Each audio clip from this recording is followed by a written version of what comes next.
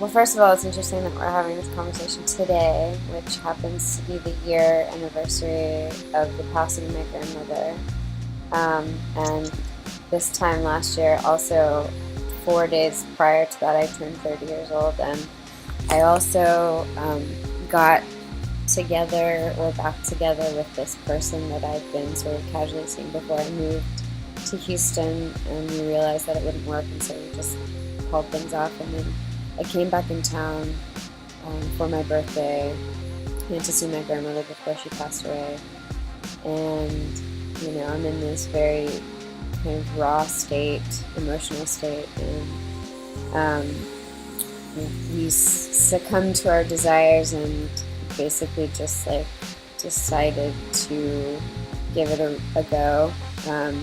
He lived in Dallas, lives in Dallas, and I lived in Houston, and so we're like, fuck it, let's just try. And I'm in the midst of all of this sort of, trying to process having just lost my grandmother, who was a really influential person in my life. Like I don't know, she was a very special person to me. Not necessarily even growing up, but in my kind of formative, like after college, I spent a lot of time with her and grew up and developed my art practice around her and taking images of her and recording her. Sure.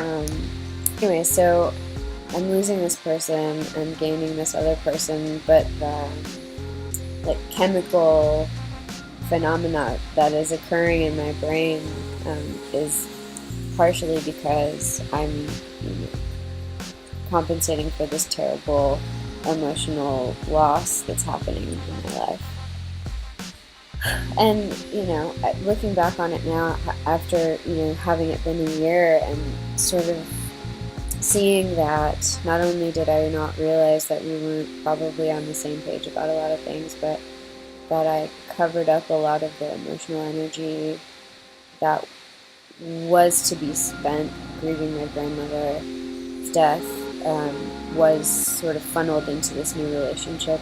I've just had a hard time, having a hard time with it, getting past it. And I think part of it is because I attach so much emotional weight to this person due to the circumstances under which we got together. So that's the funny thing about me in relationships, is that I'm sort of a slow, on the uptake type of relationship person. Like, I don't really allow myself the ability to just completely give myself over to another person. Like, I don't do that very often, and I haven't. I think I sort of learned what that could feel like with my last partner, and Yeah. after that happened, I was like, that was totally not what I thought it was. Like, I was so much more invested.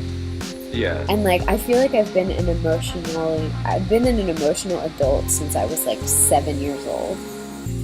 Really? How so? Yeah, my dad likes to tell this story that he heard me on the phone when I was like, probably was like 11. He thinks I was in the first grade, but whatever. So I'm on the phone with a male friend of mine that's in a relationship with a female friend of mine, and they are together.